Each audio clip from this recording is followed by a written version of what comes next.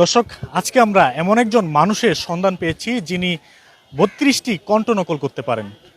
বাংলাদেশের মিজানুর রহমান আজহারি, আওয়ামী লীগের ওবায়দুল কাদের সহ বিভিন্ন সেলিব্রিটিদের কণ্ঠ তিনি নকল করতে পারেন। চলুন দর্শক, আজকে তার সাথে আমরা আড্ডা দিব এবং তার জীবনের সূচনা এবং শুরুটা কিভাবে সেটা আমরা জানবো এবং তিনি এই কণ্ঠ কিভাবে আয়ত্ত করেছেন সেই বিষয়ে আপনাদের জানাবো।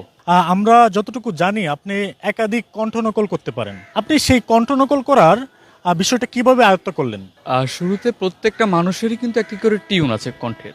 আপনি চাইলে আপনার নিজের কণ্ঠটাকে একটা টিউনে সুন্দর করে আনতে পারবেন। আসলে মানুষ যদি চায় যে তার ভয়েস নিয়ে কাজ করতে, অবশ্যই তাকে প্রথমত স্ট্যান্ডার্ড যে ভাষাগুলো আছে, যেমন আপনি যেভাবে কথা বলি, আপনি যেভাবে কথা বলেন, এটা আঞ্চলিক ভাষা বিভিন্ন আসে। তো সেই ক্ষেত্রে প্রত্যেকটা মানুষ যদি সুন্দর করে যে স্ট্যান্ডার্ড ভাষাগুলো আছে এগুলো যদি ব্যবহার করে, খুব সুন্দরভাবে তাদের ভয়েসগুলো সুন্দর আসে। আমি বাংলাদেশের Islamic scholars doctor Mizanur Rahman Azhari, তাছাড়া আমাদের সাবেক সেতু মন্ত্রী ওবায়দুল কাদের, তাছাড়া সোনার বাংলা সার্কাস আর জনপ্রিয় নাটক ব্যাচেলার পয়েন্ট, তাছাড়া একাধিক কণ্ঠ নকল করতে পারি। তো আমি শোনাই ফার্স্ট হচ্ছে সোনার বাংলা সার্কাস, প্রভু রিপন ভাই, ওনার ভোকালের যেভাবে উনি যেভাবে বলে, খবর আছে খুলনা, আমি প্রভু রিপন আসছি সোনার বাংলা সার্কাসকে নিয়ে, আগামী এত তারিখ দেখা হচ্ছে আপনাদের সাথে, খবর হলো সোনার বাংলা সার্কাস আসছে।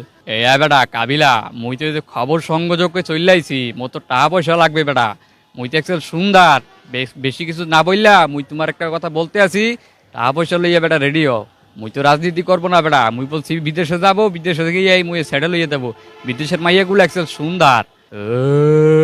এই কাবিলা, তোর না কইছি আমি পাশা, কাশিমপুর আমার বাসা, অফেন্সে সবাই চিনে আমারে। ওনার উল্টা আবার যদি এখন জান যে আমাদের শিমুল ভাই যেভাবে রোল করে, ভাইয়া আন্নে কি ভাইয়া হাতের মাইতেন না ভাইয়া, ভাইয়া আন্নে আই শিমুল ভাইয়া নোয়াখালী চুরি করছি, আন্নেটা কইয়েন না ভাইয়া, ভাইয়া হাতের অনেক হোস মারে দিন। Young generation to the maintain your character, take a rest, think about that, go back to in lord. এই কোলাহল, ব্যস্ততা, লোভ, লালসা, মায়াজাল মানুষকে কুরে কুরে খাচ্ছে। চিল্লায় বলেন যুবক ভাইরা, ঠিক কিনা?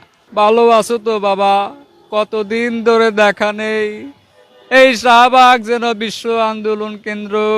হায় রে আয় মির্জা ফখরুল, ভালো হয়ে যাও।